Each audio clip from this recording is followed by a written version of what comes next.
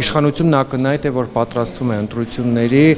Նիկոլ Փաշինյանը ի ցույց է դրել նորից մուրճը եւ ըստ էության ասում է, որ խաղաղություն է բերել։ Հիմա ընդդիմությունը ինչպես է դիրքավորվելու այս ընտրություններին։ Նայեք, տեսեք,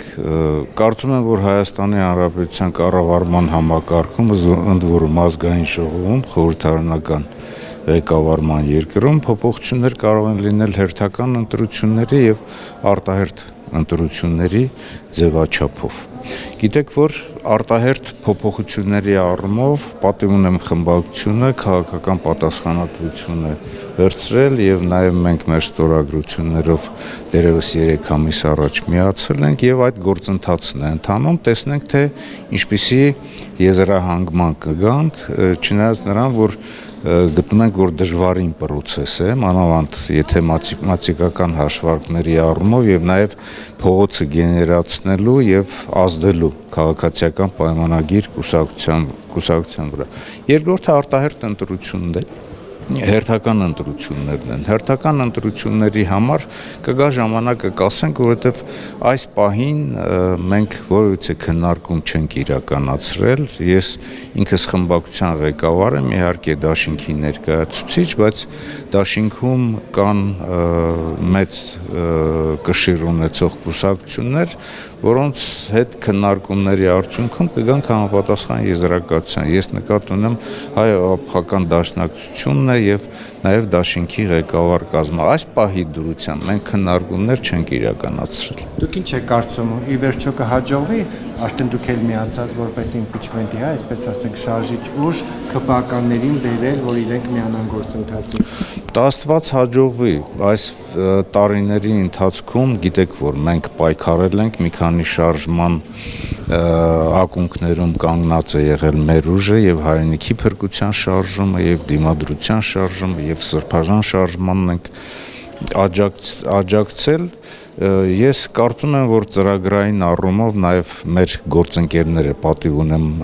խմբակցության գործընկերները պետք է ներկայացնեն, հավատանք, որ կհասնենք հաջողության, որովհետեւ գտնում եմ, որ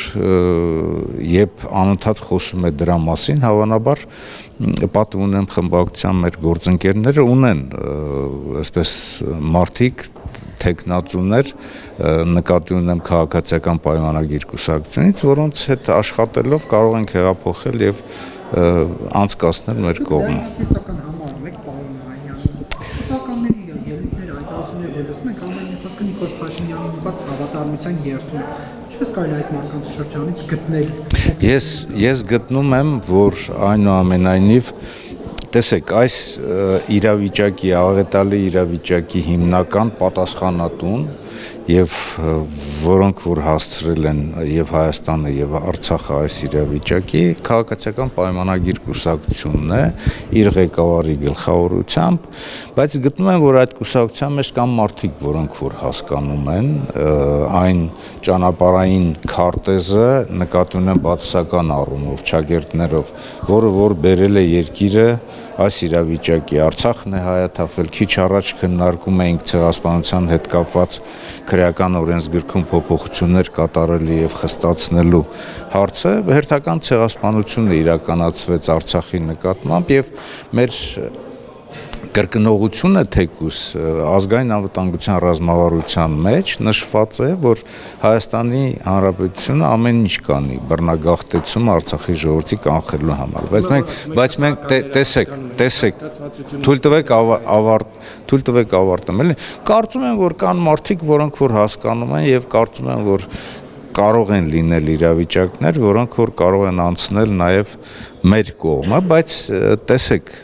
պատիվ ունեմը քաղաքական պատասխանատվությունը վերցրել է, ինձ թվում է, որ իրենք ունեն ազդեցության որոշակի ոլորտներ, կապրենք, տեսնենք։ Պարոն Նահանյան, ես հասկացանք, որ ըստ էության այս պահին քննարկում չկա, չեն կարող ասել, Ռոբերտ Քոչարյանը հավակնում է Հայաստանի ղեկավարի պաշտոնին։ Ռոբերտ Քոչարյանն իր հարցազրույցների ժամանակ ներկայացրել է այն հեռանկարը ռազմավարությունը, որը որ ինքը տեսնում է, ինքը ասել է, որ մենք մեր ծանրակշիռ մասնակցությունը կունենանք։ Այս պահին այսքանը։ Նահանյան մի հետաքրքրեք պատկերեք կապացին որոշ հրապարակեց ըստ որի արձանագրվեց, որ 2008-ին խախտվել է մարդկանց իրավունքները, նրանք ստանվել են ամբուշտների գրապոցների, պետությունը չի կարողացել պաշտպանել իր քաղաքացիներին, դուք սա ինչպես եք ներկայացնում, հաստատ։ Այդ հարցի շուրջը մենք բազմաթիվ անգամ խոսել ենք, նայեք, մենք մասնակցում ենք մի դատավարության, որի տուժող կողմը մարդիկ են, որոնք որ այն հոդվածների, որի շուրջը, ասենք, մեղադրանքներ են փորձում առաջադրել մեր նկատմամբ, ընդհանուր առմամբ կապ չունեն։ Այսինքն պետությունը պարտավոր է ամեն ինչ անի, թող բացահայտեն։ Այդ միեդի որոշումը վերաբերում է պետությանը, մեր հետ կապ չունի, թող բացահայտեն։ Եղել պետության բարձրաստիճան պաշտոնյաները Ռոբերտ Քոչարյանը, Թող բացահայտի պետությունը, թող բացահայտի պետությունը։ Այսքանը։ Մեղավոր դուրս չեք գա։ Ինչի մեղավոր։ Ես բացառում եմ, որովհետև մենք այդ մեղադրանքը ճիշտն ասած չի էլ ընդունվել, չի էլ ներկայացվել եւ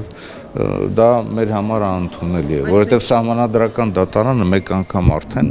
նախորդ հոդվածով դա հակասահմանադրական է ճանաչվել։ Այսքանը որ մարդիկ չսպանվեին 2008-ի պայմաններում։